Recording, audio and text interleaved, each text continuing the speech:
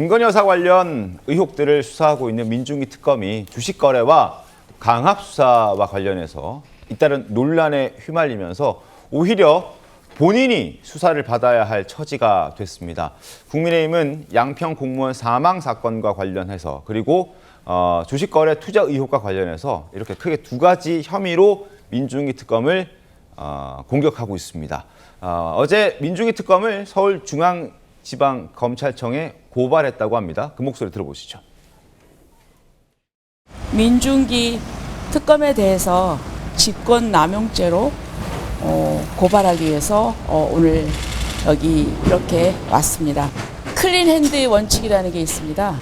수사를 하고 조사를 하려면 자기는 그 문제에 있어서 깨끗해야 됩니다. 네오세미테크가 상장 폐지가 됨으로써 7,000명 정도의 소액 투자자 그리고 또 4천억 정도의 피해가 있었습니다. 민중기 특검도 사퇴를 하고 수사를 받아야 합니다. 수사를 하고 조사를 하려면 본인부터 깨끗해야 한다. 그러니까 이런 논란과 의혹에 휩싸인 민중기 특검은 사퇴하고 수사받아라 라고 이야기를 하고 있습니다. 앞서 여러 차례 말씀드린 대로 민특검은 2000년 초에 네오세미테크라는 회사의 이 비상장 주식에 투자를 했다가 2010년 상장 폐지되기 직전에 이걸 팔면서 1억 원이 넘는 시세 차익을 남겼다.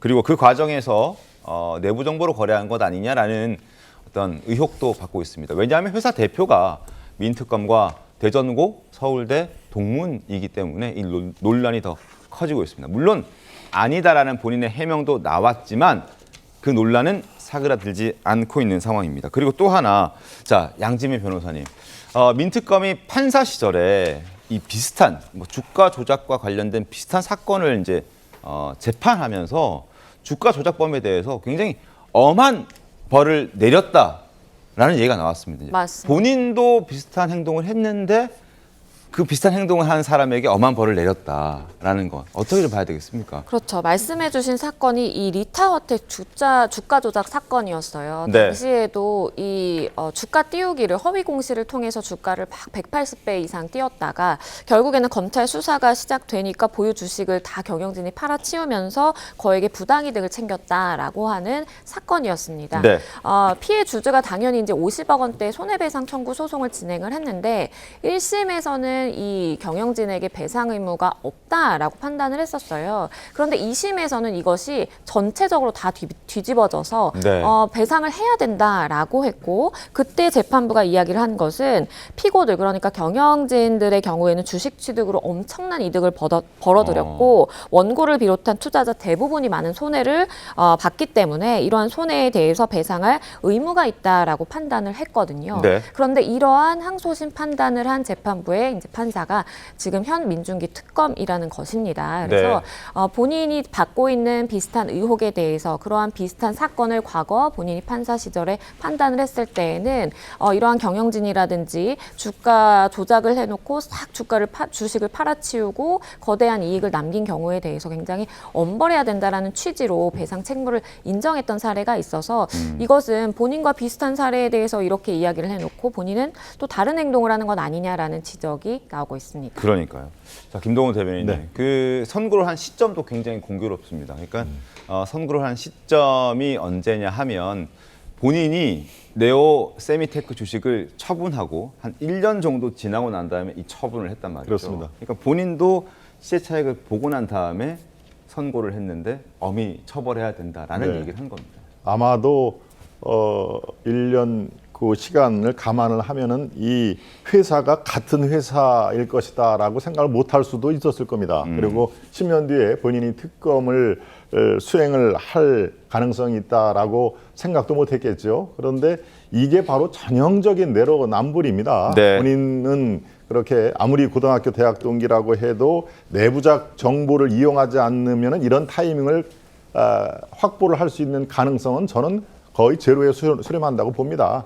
더더군다나 분식회계와 수출계약 뻥튀기로 인해서 가장 회사 가치가 높아질 때 네. 그리고 그 주식에 대한 관심도가 가장 높아질 때 퇴로를 찾아서 나온 거 아닙니까? 이게 어떻게 본인이 그 법조인 생활을 수행하면서 이거를 들여다 볼 수가 없는 상황이고요. 아무리 주식에 밝은 사람이라도 네. 이런 이 엑싯 이른바 수익을 먹고 그 시장에서 나가는 것을 찾기는 증권 전문가도 어려운 거거든요. 그러니까 바로 지금 상황에서는 본인은 그런 식으로 수억대 그 차익을 실현을 하고 네. 같은 종류의 아주 비슷한 종류의 회사 이름도 같은 경우에 그렇게 철퇴를 내린다는 것은 전형적인 내로남불이라고 아니할 수 없다. 우선 이렇게 말씀드립니다. 알겠습니다. 그리고 또 다른 의혹도 제기가 됐습니다. 민특검이 보유한 이 주식의 숫자, 만주가 조금 넘는다고 하죠. 12,036주입니다. 그런데 공교롭게도, 참 공교롭게도 자신의 고등학교, 대학 동기의 아들 2명이 보유한 주식의 숫자가 있었는데 똑같습니다. 그래픽 한번 보여드릴 텐데요. 12,036주, 일자리까지 똑같습니다. 오모 대표의 자녀가 당시 10살 99년생 그리고 22살 87년생 12,036주를 가지고 있었죠. 민중기 특검도 12,036주를 가지고 있었습니다. 동일하죠. 어떻게 저렇게 마지막 한 자리까지 동일할 수 있을까? 혹시 그런 거 아니야? 라는 의심을 할 수밖에 없는 상황이고, 그래서 1만주 클럽이라고 정치권에서는 얘기를 하고 있습니다. 국회 정무위 국감장에서 나왔던 이야기들 한번 들어보시죠. 네오세미테크 오너는 이 1만 주를 인사차 선물하거나 또는 뇌물로 여러 사람에게 준 것으로 보입니다. 소위 1만 주 클럽이 존재한다고 이야기가 지금 전해 들어오는데, 민중기 특검은 주식 매입 시점이 언제인지, 누구로부터 매입했는지 정확히 밝혀야 합니다. 만주 클럽이 대장동의 50억 클럽과 무엇이 다른가?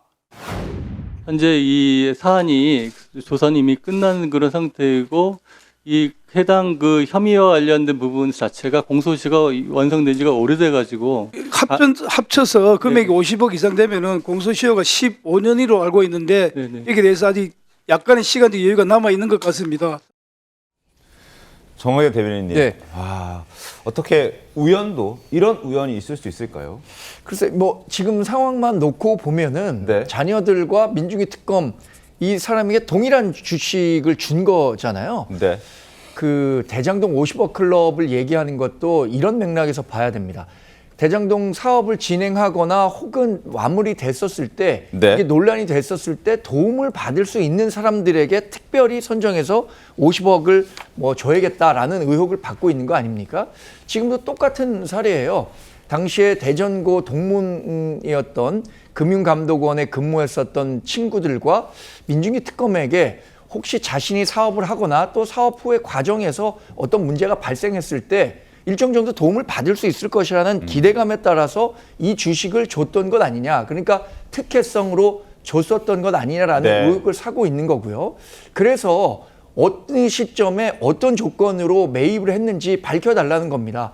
저는 이것도 궁금해요. 실제 만여 주의 주식을 갖게 되는 과정에서 실제 돈은 오고 갔었던 건지 네. 그런 것도 좀 명확히 살펴볼 필요가 있다고 생각합니다. 그리고 주식 매도 시점에 대해서 굉장히 많은 관심이 쏠리는 것은 네. 그것이 정말로 범죄로 처벌될 수도 있기 때문입니다. 내부 정보를 알고 손실을 피하기 위해서 주식을 미리 팔았다라고 하는 것은 전형적인 선행 매도거든요. 내부자 정보를 이용한. 근데 이것에 대해서 공소시효가 있느냐 없느냐, 이것은 금감원장이 판단할 문제가 아니고요. 네. 법적으로 판단할 문제입니다. 지금 이현승 의원 얘기한 것처럼 공소시효와 관련해서는 이 네오세미테크 대표가 2016년에 최종 확정심을 받았기 때문에 네. 여전히 공소시효가 살아있다라는 법리적 해석을 하시는 분도 있기 때문에 일단 수사를 해놓고 수사 결과가 공소시효가 도과해서 처벌할 수 있는 건지 없는 건지, 이것은 차후의 문제죠. 그래서 민중기 특검이 지금이라도 네. 어느 시점에 매입을 했고 어느 시점에 매도했었는지 정확히 밝힐 필요가 있다고 생각하고요. 네. 그렇지 않을 경우에는 저는 뭐 특검을 특검하라라는 국민의힘 요구 또는 검찰 수사를 받아라라는 요구 지나치지 않다고 생각합니다. 알겠습니다. 12,000 36주를 갖고 있는 민중위 특검과 그리고 자신의 고등학교 대학 동기의 아들 2명, 만 2,036주, 어떻게 일자리까지 똑같을 수 있을까? 그래서 만주 클럽, 1만주 클럽이라는 말도 지금 심심치 않게 나오고 있습니다. 김상희 평론가님 어떻게 보셨습니까? 일단은 뭐 여러 정황으로 보면 네. 뭐 의구심을 갖는 거는 뭐 합리적이다라고 생각을 하고요. 네.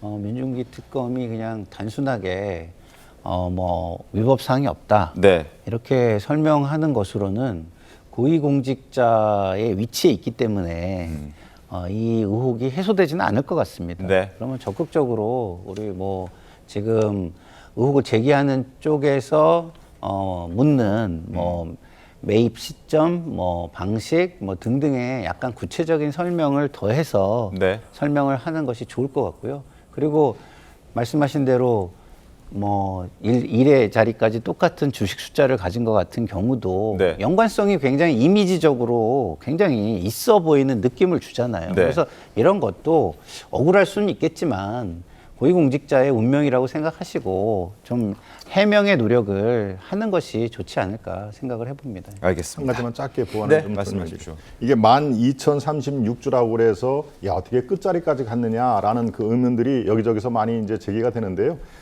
이걸 살펴보면은 처음에 배당 이 분배를 할 때는 만주, 그래서 만주 클럽이라는 얘기가 나오지 않습니까? 여기서 이제 증자 과정에서 2036주가 더 간 거거든요. 물론 뭐 유상 증자면 당연히 이제 돈을 들어온 거고 무상이면은 그냥 나간 것이지만 이 1만 클럽이라는 지금 그 국민의힘 쪽에서의 어떤 포커싱 이거는 굉장히 중요합니다. 그리고 저도 이제 금융감독원에 근무를 해봤거든요. 그러니까 이 시세 조작이라든가 주가 조작 이거를 할 때요 대개 걸려드는 게 바로 이 매각 시점입니다. 네. 처음에 살 때 이것은 뭐 여러 가지 타이밍도 틀릴 수가 있고 동기가 다를 수가 있는데 이제 그 조작 세력들이 신호를 합니다. 신호를 해서 자 이제 언제부터 언제까지 점차적으로 들키지 않을 정도로 매각을 한다. 바로 이제 여기에서 이 수사망에 걸려드는 것이거든요. 네. 그러니까 제가 말씀드렸다시피 살 수도 있습니다. 뭐 법조인이라고 해서 주식을 못 살 일은 없는 상황입니다만 바로 내부자 정보를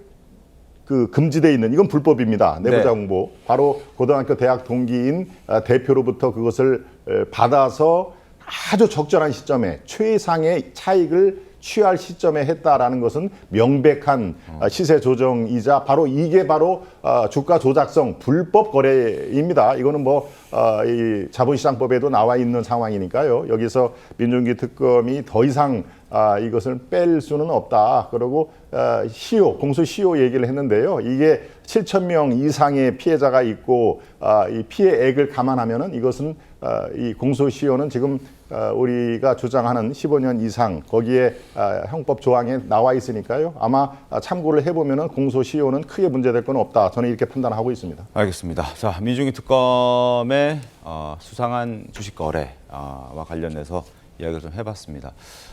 매매했을 때, 매각 팔았을 때, 매도했을 때 그 판매 가격도 1,800원대로 대표와 민중위 특검이 비슷합니다. 이것도 참 공교롭다라는 지적도 뒤따르고 있고, 그리고 또 하나 민중위 특검의 소환과 관련해서 이제 그 숨진 양평 공무원 사건도 있잖아요. 그 파장도 계속 이어지고 있는데 관련해서 그래픽을 저희가 준비했습니다. 자, 외압 의혹입니다.